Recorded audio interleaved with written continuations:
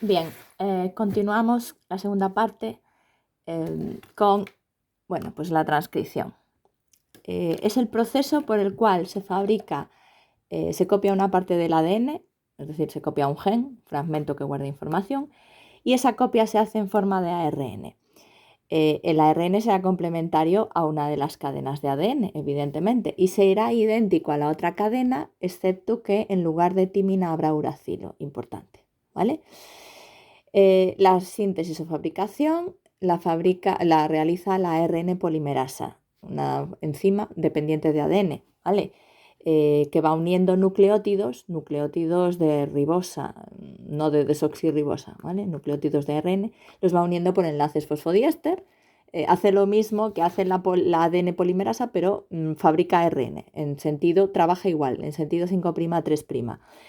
Pero otra diferencia, o sea, el sentido de la fabricación es el mismo que de la ADN polimerasa, pero los nucleótidos que usa son ribonucleótidos. La ADN polimerasa usa desoxirribonucleótidos, ¿vale? Para fabricar ADN, para fabricar ARN, ribonucleótidos de adenina, de citosina, de guanina y de uracilo. Otra diferencia, no necesita cebador. La ADN polimerasa sí, necesitaba esa cadena cortita de ARN que le suministraba el extremo 3' o H libre para añadir nucleótidos. Esta no. Pero otra diferencia, comete bastante más errores que la ADN polimerasa, mete más la gamba, se confunde más, ¿vale? Pero bueno, no es tan grave que se confunda la ARN polimerasa de vez en cuando. Bueno, pues vamos a ver cómo ocurre la transcripción en células procariotas. En los procariotas, en bacterias, hay solamente una ARN polimerasa que tiene dos subunidades, ¿vale? Es decir, es una proteína formada por dos péptidos, dos cadenas polipeptídicas, llamadas subunidades, la alfa y la beta. Necesita un factor, una proteína, el factor sigma, para que se una a la zona de ADN donde tiene que empezar a fabricar la ARN, ¿vale? Y esa zona se llama gen promotor, región o gen promotor, que son zonas que se reconocen porque son ricas en adenina y timina. Por ejemplo, pues esta es una secuencia típica, TA, TA, AT, ¿vale? Y se les llama caja tata por ese motivo, porque se repite bastante timina-adenina. Y una vez que reconoce el lugar, entonces el factor, es decir, esa proteína lleva a la polimerasa hasta el lugar donde tiene que empezar y una vez que la ha llevado, se marcha esa proteína y la ARN polimerasa desenrolla una vuelta de hélice y empieza a fabricar una cadena de ARN por complementariedad a la hebra molde de ADN que está leyendo. La formación de la cadena de ARN termina cuando la polimerasa llega a una zona del ADN que se llama señal de terminación, que posee muchas guaninas y citosinas, ¿vale? En esa fase interviene otra proteína, el factor Rho, que reconoce la señal, esa determinación, y hace que la polimerasa se suelte, ¿vale? Entonces, en la transcripción también hay iniciación, elongación y terminación. Aquí no he separado las etapas, pero bueno. Iniciación sería que el factor sigma dirige a la ARN polimerasa al sitio de comienzo, al gen promotor, ¿vale? Y luego elongación, cuando la ARN polimerasa empieza a fabricar la cadena. Y terminación, cuando llega a la secuencia de terminación, con muchas guaninas y citosinas, y entonces ese factor Rho, esa proteína, suelta la polimerasa y ya se para la transcripción. Bueno, la transcripción produce tres tipos de ARN, porque son los tres que hay: el mensajero, el ribosómico y el transferente, ¿vale? Que ya los habíamos explicado. Entonces, el ARN mensajero de procariotas se puede usar directamente para fabricar la proteína y suele contener varios genes. Sin embargo, los ARN ribosómicos y ARN transferentes sí que tienen que madurar para que funcionen. Y en la maduración se les cortan y unen fragmentos, ¿vale? Bueno, en células eucariotas, ¿cómo es la transcripción? Es más compleja porque intervienen más factores, más proteínas que colaboran con la transcripción y hay hasta 3 ARN polimerasas distintas. En procariotas solo hay una, ¿vale? Ya lo decíamos antes.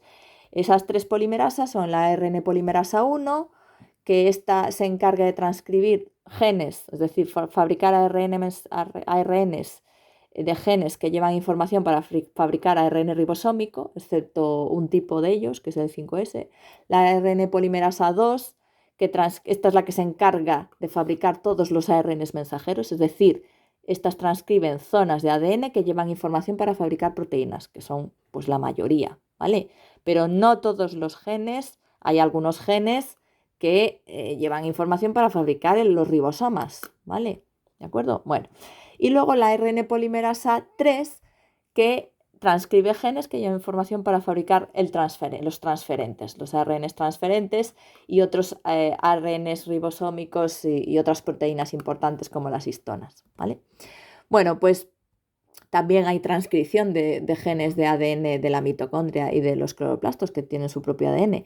Y eso lo lleva a cabo otra polimerasa específica de estos orgánulos, que es codificada por el ADN del núcleo celular, ¿vale? Bueno, pues otra diferencia. En eucariotas, cuando ya se llevan 30 nucleótidos añadidos, se le añade al 5' de ese ARN una caperuza que tiene metilguanosina, ¿de acuerdo? Es decir, es un nucleótido de guanina con un metil ahí, con un CH3 enganchado, ¿vale?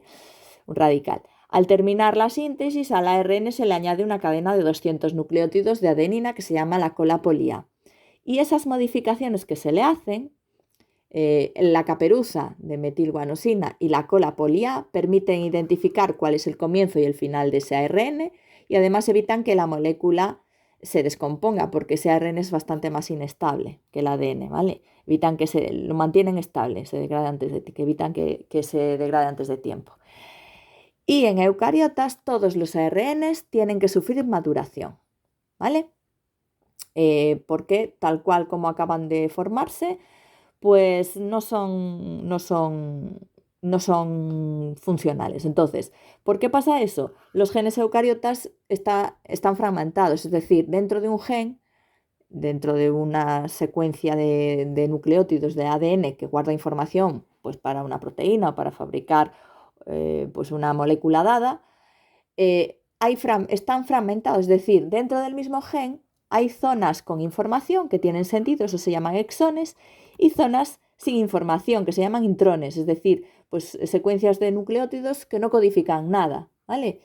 Y eso en procariotas no ocurre, es decir, en procariotas no hay ADN inservible, por decirlo así, todo el que tienen es codificante, ¿vale? Sirve para fabricar. Entonces, la maduración del ARN, primero, consiste en se cortan y eliminan los intrones, eso lo hacen las ribonucleoproteínas nucleares pequeñas, también que se llaman espliziosomas, ¿vale? Que son enzimas que van cortando y sacan fuera del ARN la parte que no codifica, se transcribe todo, ¿vale? Pero las partes que equivalen a los intrones, que no significan nada, se cortan del ARN, se sacan fuera y luego se unen los exones, eso sí, se unen los exones por ligasas y también se une la caperuza y la cola poli-A. Todo eso es la maduración del ARN mensajero, ¿vale? En el caso de los ARNs transferentes, que estos también sufren alguna maduración, ¿vale? Sufren modificaciones de algunas bases para formar nucleótidos derivados. Y en los ARN ribosómicos la maduración es diferente porque el ADN que fabrica todos los ARN ribosómicos que forman parte de los ribosomas está en la región organizadora nucleolar, que es el nucleolo, ¿vale? En esa zona, por acción de la polimerasa 1, se transcribe, se forma un ARN 45S, quiere decir la velocidad de sedimentación, ¿vale? Es un ARN largo que tiene que cortarse para obtener los distintos fragmentos de ARN ribosómico, el 28S, 18S, 5,8S y luego hay otro más pequeñito, el 5S. Y todos ellos, junto con las proteínas necesarias, van a formar las dos subunidades de los ribosomas, ¿vale? Subunidad grande formada por el 18, creo que 28S y 18S y la pequeña por el 5,8 y el 5S, creo recordar, si no me equivoco. Que es posible, porque estas son de estas cosas que, bueno. Bueno, pues eso sería la maduración, ¿vale? Cómo maduran los mensajeros, ARN mensajero, transferente y ribosómico, ¿vale? Código genético. Es la relación que existe entre la secuencia de los nucleótidos, las bases de esos nucleótidos, del ARN mensajero y la secuencia de aminoácidos que constituye la proteína. Es un lenguaje, ¿vale? Traduce el lenguaje de bases del ARN a UGC en lenguaje de aminoácidos, es decir, según una secuencia de bases se unirá a una secuencia concreta de aminoácidos, formando un péptido, una proteína concreta. Solo hay 4 bases para codificar 20 aminoácidos con los que se fabrican las proteínas. Si cada aminoácido lo codificase solo una base, solo se determinarían 4 aminoácidos. Si lo codificasen dos bases, un diplete o un dúo de bases, se determinarían 4 a la 2, 16 aminoácidos. Por tanto, los aminoácidos tienen que ser codificados por 3 bases. 4 a la 3, 64 tripletes de bases distintos. Entonces, pues esta sí que llega para codificar 20 aminoácidos, ¿vale? Combinaciones de 3 bases, porque el de 2 no llegan y de una menos. Bueno, pues cada triplete de bases del ARN mensajero se le llama codón. Los tripletes equivalentes en el ADN del que procede ese mensajero se llaman codógenos. Y la parte del ARN transferente que se acopla complementariamente al codón se llama anticodón, ¿vale? Que no sé si aparecía aquí. A ver. Espera. Aquí está. Este es el ARN transferente y aquí está el anticodón, ¿vale? Que tiene esas 3 bases que son complementarias a las bases del ARN mensajero que está leyéndose. ¿De acuerdo? El anticodón. Vale. Ahí está. Hay 61 codones que codifican aminoácidos y hay 3 codones que señalan el final del mensaje. Es decir, cuando tiene que terminar el ARN de fabricar la proteína. UAA, UAG y UGA. Hay otro que es el AUG, que es el codón de comienzo. Es donde empieza a fabricarse la proteína. Y coincide, pues es el que codifica el aminoácido metionina, uno de ellos. Muchos investigadores trabajaron para descifrar qué aminoácidos codificaban los tripletes, como Severo Ochoa, premio Nobel español, muy merecido, y Arthur Kornberg. Bueno, pues el código genético tiene estas características. Bueno, una imagen de código genético, vamos a ver, por ejemplo, código, genético. Vamos a tenerlo aquí. Bueno, se representa de muchas maneras el código genético, ¿vale? A veces se representa así, ¿vale? A veces es en circulito, ¿de acuerdo? Bueno, aquí se ve un poco mal, a ver en este. Entonces, vamos a abrir este enlace, esta imagen. A ver si se ve. Sí, este sería un ejemplo de código genético, es decir, primera base, segunda base, terceras bases. Entonces, por ejemplo, la CCA codifica prolina, este aminoácido. La CGC, arginina. La C... aquí viene en ADN. T, porque aparece la T. Espérate. Sí, AU. Sí, no debería poner T, debería poner la U, porque esto es en el lenguaje de ARN. Espera, déjame ver uno mejor. Este. Es que se da un poquito a error. A ver, aquí este, por ejemplo. ¿Vale? Pero hombre. A ver si me lo abre. Ahí está. Este sí. ¿Vale? Entonces, ¿cómo se utiliza esto? Pues, primera base. A, C, segunda base. Y luego A, treonina. Primera base, U, C, G, serina, ¿vale? Entonces así se codifican todos los aminoácidos, ¿vale? Otra manera de representarlo es esta que tenemos aquí, ¿vale? Abrimos esta. Aquí. Esta es otra manera de representar el código genético en forma de tablita, ¿vale? Bueno, de una manera o de otra, da igual. Aquí también te pone primera letra, segunda letra y tercera letra. Y ahí están todos los aminoácidos. Bien, características del código genético que se descubrieron. Primero, está formado por una secuencia lineal de bases, ¿vale? Entre los sucesivos codones no hay ninguna separación, es decir, van unos detrás de otros, son todos consecutivos en el mensajero, ¿vale? Una vez que el ARN mensajero ha madurado y pues tiene todos los codones, los tripletes, todos uno detrás de otro, ¿vale? Es universal, todas las células de todas las especies, incluso de los virus, utilizan el mismo código, ¿vale? Es decir, una bacteria, un virus, nuestras neuronas, cualquier célula, cualquier parte viva, utiliza el mismo código, ¿vale? Eso es una prueba muy importante a favor del origen común de todos los seres vivos. Solamente hay alguna excepción. Las mitocondrias a veces el código genético puede variar un poquito y en algunos protistas también. Y luego, otra característica, es degenerado. ¿Qué quiere decir? Hay más codones que aminoácidos, lógico, ¿no? Codones hay 64, ¿vale? En total, quitamos los de stop y el del comienzo y entonces tenemos más codones. Aminoácidos solo hay 20 y codones hay, tripletes hay un montón de ellos. Por tanto, ¿qué quiere decir eso? Pues que el mismo aminoácido puede ser codificado por más de un triplete o más de un codón distinto, ¿vale? Es decir, que para codificar leucina tenemos todos estos: CU, CUC, CUA, CUG, ¿vale? Y estos otros dos, UA, UG, es decir, la leucina se codifica por 6 codones, ¿vale? La fenilalanina 2, la prolina 4, solamente se codifica, solamente, ¿ves? La arginina es codificada hasta por 6 codones, solo el triptófano y la metionina están codificados por un solo codón, ¿vale? Ahí está la metionina, que está aquí, es AUG siempre, y el triptófano, a ver si lo encuentro, UGG, ¿vale? El resto, pues tienen más de uno.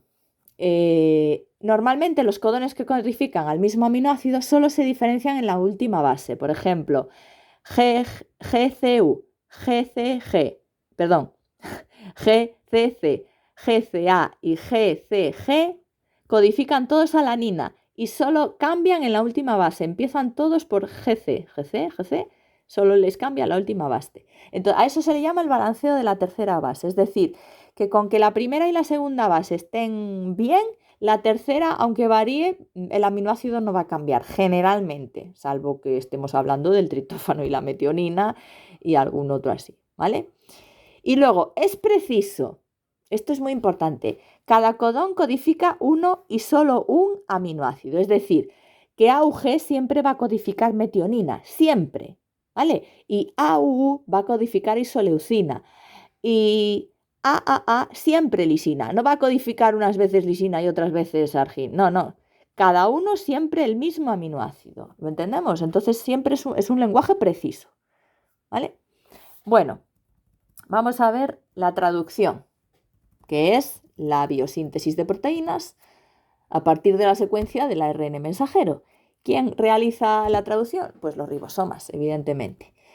En procariotas ocurren varias fases, ¿vale?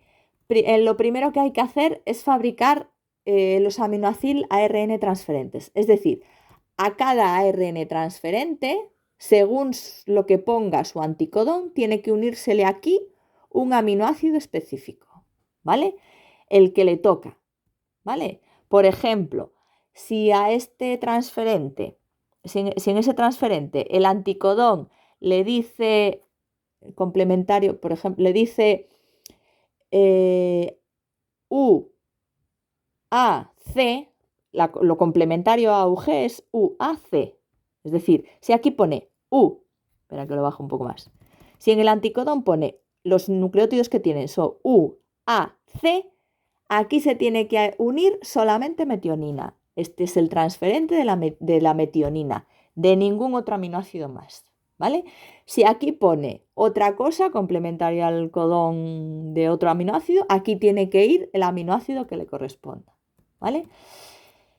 A cada ARN transferente se le une su aminoácido específico y exclusivo, y para ello actúan unas enzimas que se llaman aminmacil-tRNA o ARNT sintetasas, que unen al carboxilo del aminoácido con el OH del carbono 3 del ARN que está aquí, en el extremo 3', ¿vale? De ese ARN transferente. Bueno, esta es la estructura de un ARN transferente, pues idealizada, parece como un trébol, pero normalmente suele estar retorcido así, en forma de como una L rara invertida. Bueno, una vez que yo tengo todos los transferentes unidos a sus aminoácidos específicos, empieza la fase de iniciación de la transcripción, ¿vale? El comienzo necesita proteínas que se llaman factores de iniciación para dirigir al ribosoma al lugar donde tiene que empezar a leer, ¿vale? El ARN mensajero se une por su extremo 5' a la subunidad pequeña del ribosoma gracias a uno de esos factores. Después se une a la subunidad, a esa subunidad menor, el primer ARN transferente con su aminoácido al codón AUG. Ese aminoácido transferente siempre lleva metionina, ¿vale? Y para eso se usa otro factor. Y luego al final se acopla sobre todo eso la subunidad grande, se coloca encima. Y para eso se necesita pues otro factor de inicio. Y así queda formado el complejo de iniciación, ¿vale? El aminoácido ARN transferente de la metionina queda colocado en un hueco del ribosoma que se llama sitio P, sitio peptidilo, ¿vale? Ahí está. Aquí está. Esto sería la imagen de la iniciación, ¿vale? Es decir, se localiza, esta es la subunidad pequeña, se localiza el AUG, viene, este es el transferente con la metionina, veis que es complementario, UAC, se engancha ahí, viene la subunidad grande y se engancha, ¿vale? Se acopla. Y entonces queda esto montado de esta manera, ¿vale? Fijaros, importante, los ribosomas tienen 3 sitios, el sitio A, el sitio P y el sitio E, ¿vale? P de sitio peptidilo, A de sitio aminoácido o de aminoácido, ¿vale? Y E, este es un sitio, bueno, luego veremos para qué sirve, ¿vale? Este es el sitio de salida de los transferentes según van llegando y soltando sus aminoácidos. Entonces, cuando se inicia esto, pues el primer transferente colocado con el primer aminoácido, el inicio, queda sobre el sitio P, ¿vale? Y el sitio A queda libre, justo encima del siguiente codón, ¿de acuerdo? El siguiente triplete, justo para leerlo, ¿vale? Que eso es lo que nos pone aquí. Al lado se encuentra el sitio A, situado sobre el siguiente codón y listo para ser leído por el segundo aminoácido, ¿vale? Bueno, pues a partir de ahí empieza la fase de elongación. Se va formando la cadena de aminoácidos y para ello el ribosoma se va desplazando a lo largo del ARN mensajero. Y eso ocurre en 3 etapas. Se une el siguiente transferente con su aminoácido al sitio A, ¿vale? Pues aquí, por ejemplo, fijaros. Imaginaros que aquí pone, ¿qué es lo que pone ahí? GUC, ¿no? El siguiente nucleótido que está aquí en el sitio A es GUC. Bueno, pues aquí se tiene que unir el transferente complementario, CAG, que es el que lleva el aminoácido valina, ¿vale? Ese es el que tiene que colocarse ahí, porque o sea, ese es el que toca, ¿vale? Porque esto se va leyendo y el ribosoma sabe que ahí tiene que ir valina y entonces llama al transferente para que se coloque ahí, ¿vale? Que eso es lo que pone aquí. Se debe tener, vale, en esa etapa se necesita GTP, energía y 2 factores de, proteínas. Segunda etapa, segundo paso, hay que formar el enlace peptídico. Una vez que ya están colocaditos los 2 transferentes con sus respectivos aminoácidos, se forma el enlace peptídico. ¿Lo entendemos? Entre, en este caso, valina y metionina, ¿vale? Que lo pone ahí. La unión, gracias a eso lo hace el ribosoma, ¿vale? El enlace peptídico lo lleva a cabo el ribosoma. Y luego se forma un dipéptido, 2 aminoácidos unidos. Al formarse el dipéptido, este se queda enganchado al transferente que está sobre el sitio A, ¿vale? Sitio P, sitio A. Recordad, sitio E, P, A. Entonces, el péptido, la proteína en formación, que ahora mismo solo tiene 2 aminoácidos, se queda enganchado en el transferente que está sobre el sitio A, ¿vale? Y este se queda suelto, sin la metionina, porque ya está ahí enganchada, ¿de acuerdo? El otro se queda vacío. El otro ARN transferente, ya sin el aminoácido, sale fuera, ¿vale?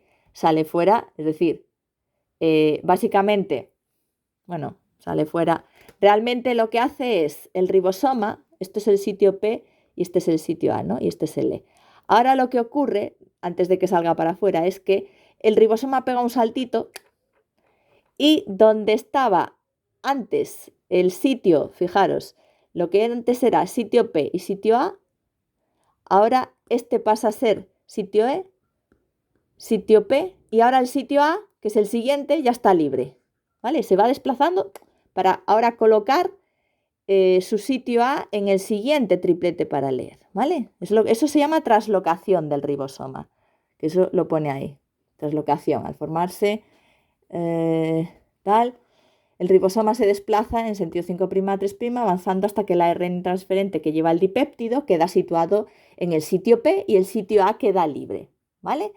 Y ahí es cuando el que se quedó sin el aminoácido, este se pira fuera porque ya no tiene ninguna función.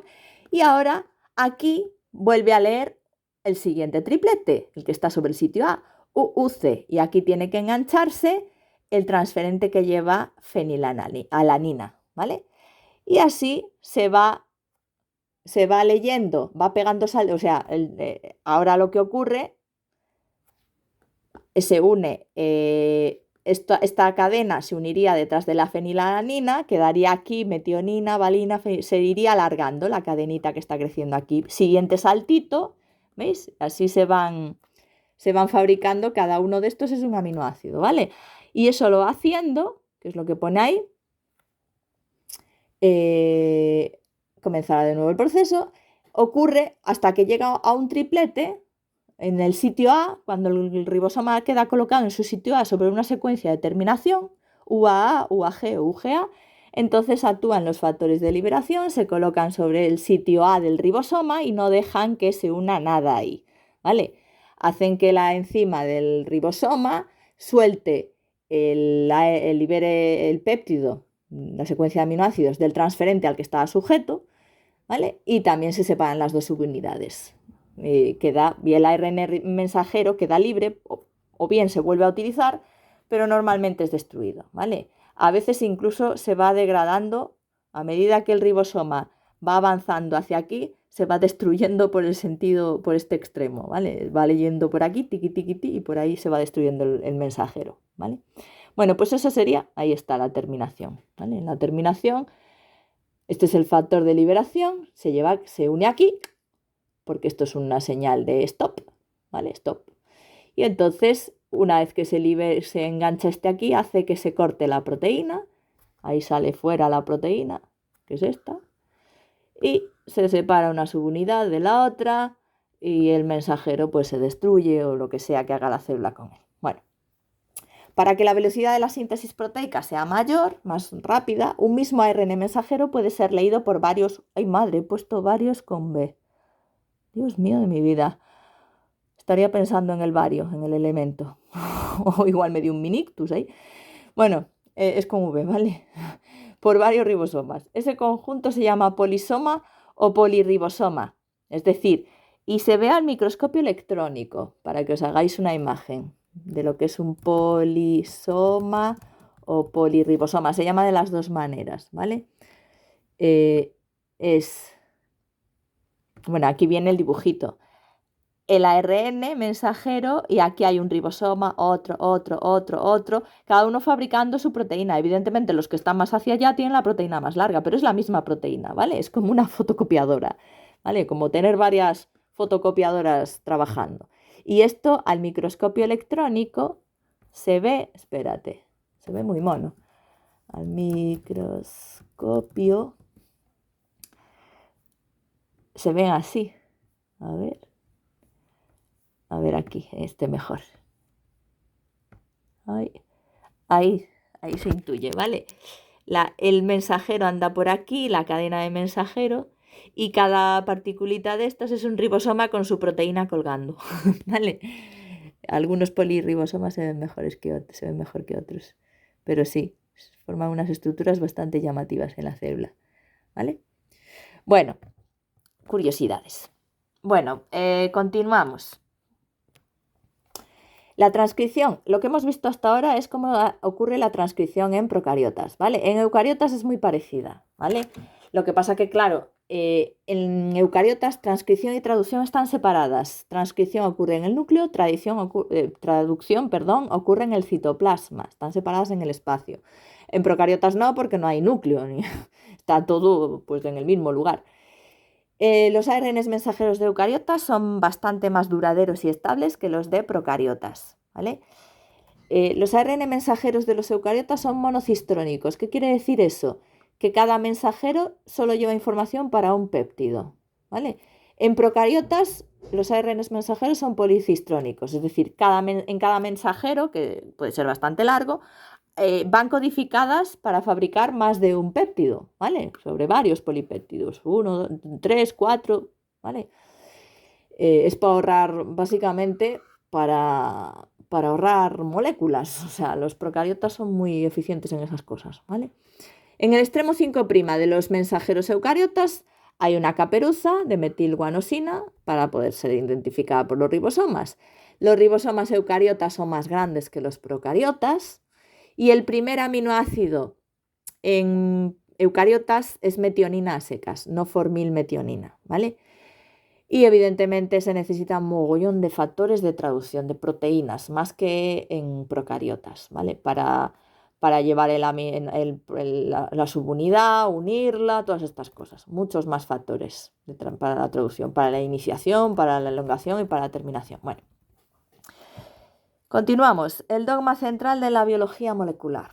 Bueno, los avances en la bioquímica relacionada con el ADN pues mostraron cómo y de qué manera guarda la información de cómo funciona un ser vivo, por qué un ser vivo es como es, cómo se fabrican sus proteínas, ¿vale? Sabemos que las funciones de los seres vivos las hacen básicamente las proteínas, por tanto el ADN y las proteínas están muy relacionados y de hecho lo hemos visto y se comprobó experimentalmente. Si se altera el ADN, las proteínas que se fabrican son defectuosas, enzimas, lo que es cualquier tipo de proteína, ¿vale?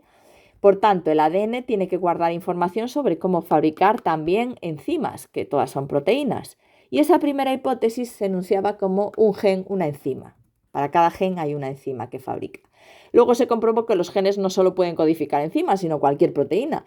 Y también se comprobó que en proteínas con estructura cuaternaria, cada subunidad o cada péptido que forma esa proteína con más de un péptido, pues cada polipéptido lo codifica un gen, ¿vale? Finalmente se descubrió también el papel del ARN en todo esto, que es el ayudante, el que pone en marcha la información para fabricar la proteína.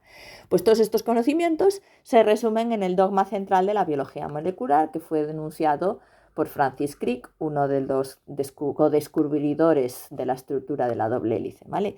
Que decía que el ADN copia una parte de su mensaje sintetizando una molécula de ARN mensajero, la cual constituye la información que utilizan los ribosomas para fabricar una proteína. Y lo esquematizó así, es decir, la información puede pasar de ADN a ADN por la replicación o duplicación, o puede pasar de ADN a ARN por la transcripción, y puede pasar la información de ARN a proteína por medio de la traducción. Y ese es el dogma del año 70. Pero claro, desde 1970 hasta hoy en día se descubrieron bastantes más cosas respecto a cómo se va trasladando la información genética, que antes se pensaba que iba invariablemente en este sentido siempre, ¿vale? Hay excepciones, ¿vale? Hay casos en los que la información genética, en vez de pasar de ADN a ARN, pasa de ARN a ADN, al revés. Por ejemplo, los retrovirus, que son virus de ARN, el virus del SIDA, por ejemplo. Estos virus guardan su información genética como ARN y cuando infectan a una célula, para fabricarse copias de sí mismo, primero copian su información a ADN gracias a una enzima, es decir, pasan su genoma de aquí a aquí, fabricando ADN gracias a la transcriptasa inversa o retrotranscriptasa, y una vez que está el ADN, siguen el flujo normal de información. Fabrican el ARN, transcripción, luego las proteínas, traducción. Hay otros virus que no se meten en ese lío, que también guardan su información en ARN, pero no fabrican ADN, sino que replican el ARN para fabricar nuevos virus y luego hacen la traducción, es decir, se saltan el paso de ir por ADN, ¿vale? El virus de la gripe funciona así, o el COVID, ¿de acuerdo? Y incluso las proteínas también pueden influir en el flujo de información genética. Los factores de transcripción influyen en la fabricación del ARN, incluso ciertas proteínas, los priones, pueden influir en el funcionamiento de otras proteínas, alterando la manera de plegarlas y alterándolas también. Por tanto, hoy en día el dogma central de la biología molecular pues tiene todas estas modificaciones. Es decir, antes se consideraba ADN, replicación, transcripción, traducción, pero es que ahora hay un mogollón de flechas alternativas, ¿vale? La retrotranscripción, los virus de ARN duplican su ARN propio, los factores de transcripción afectan sobre la ADN, la proteína. Bueno, hay un montón de espera, que no se ve. Sí. Ese es el dogma de la biología molecular modificado hasta lo último que se sabe, ¿vale? Bueno, regulación de la expresión génica. Importante, la puesta en marcha de la información guardada en el ADN tiene que estar muy controlada. La fabricación de proteínas no puede ocurrir así aleatoriamente, no, es decir, se tiene que fabricar una proteína porque es necesario, no porque la célula se aburra, ¿vale? Además, las células que se diferencian expresan solo ciertos genes, mientras que otros están inactivados. Por tanto, el control de la expresión del ADN es muy importante y ese control se hace sobre todo en la transcripción, porque si se controla la fabricación del mensajero, se controla la síntesis de proteína, ¿vale? Bueno, ¿cómo se regula en procariotas la expresión génica? Esto se estudió en nuestra querida amiga Escherichia coli, la bacteria, y se explica mediante el modelo del operón, ¿vale? Según ese modelo hay proteínas reguladoras que controlan la transcripción de los genes, que codifican las enzimas implicadas en una determinada ruta. En un operón hay 4 tipos de genes, vamos a tenerlos aquí. Entonces tenemos genes estructurales, un gen 1, 2, 3, 4, que llevan la información para fabricar pues, las enzimas de una ruta metabólica concreta, ¿vale? El gen promotor, que lo tenemos aquí, secuencia de ADN donde se une la polimerasa para empezar la transcripción. Este ya lo habíamos mencionado cuando explicamos esto. El gen operador está justo después, ¿vale?, del promotor. Es una zona, un gen, donde puede unirse aquí una proteína que regule e impida la transcripción de estos genes que están aquí, ¿vale? Y el operador pues normalmente está justo delante de los genes estructurales. Y luego hay el gen regulador que fabrica la proteína reguladora, esta, que puede o bien estar al lado del promotor o bien estar en otros genes diferentes, es decir, puede estar en un sitio totalmente distinto, ¿vale?, del resto de genes, en otro cromosoma incluso. Bueno, entonces, hay 2 tipos de operones, el operón inducible y el reprimible o represible. El operón inducible es típico de procesos catabólicos, es decir, de rutas que proporcionan energía, ¿vale? Catabolismo. La proteína que fabrica el gen regulador es un represor, que al unirse al operador, es decir, esto fabrica una proteína, la proteína se une ahí, al operador, y mientras esté ahí metidita, no se transcriben estos genes, ¿vale? Está bloqueada la expresión de esos genes, no hay mensajero, no, nada. Impide la transcripción de los genes estructurales y por tanto no se fabrican las enzimas de esa ruta. Eso hace que se paralice esa ruta metabólica, porque si no hay enzimas que la hagan, pues no, es imposible hacerlo, ¿vale? Cuando aparece el sustrato inicial de esa ruta catabólica, es decir, imaginad, pues yo qué sé, que yo quiero metabolizar la lactosa, ¿vale? Entonces, la lactosa necesita unas enzimas que la cortan. Mientras no hay lactosa en el medio, pues yo tengo a un represor, esa proteína, ¿vale?, que está unida ahí al operador y no deja que se fabriquen las enzimas para procesar la lactosa. Pero en el momento en el que aparece la lactosa, que es el sustrato inicial de esa ruta, en este caso de hidrólisis, para destruir la lactosa, para romperla, pues en el momento en el que aparece, la proteína represora que estaba unida al operador deja de funcionar, se inactiva se suelta, deja de actuar y entonces sí que se pone en marcha la transcripción y sí ocurre la ruta catabólica porque se fabrican las enzimas que estaban antes bloqueadas. Este mecanismo es muy útil y permite la fabricación de las enzimas solo cuando son necesarias. Claro, si no hay sustrato de una ruta catabólica concreta, es decir, si no hay la molécula, pues, por ejemplo, en la glucólisis el sustrato inicial es la glucosa, ¿vale? En el ciclo de Krebs el sustrato inicial puede ser el acetilcoenzima A o el piruvato, ¿vale? Entonces, si no hay el sustrato de esa ruta, ¿para qué vas a fabricar las enzimas de esa ruta? Pues entonces no se hace, ¿vale?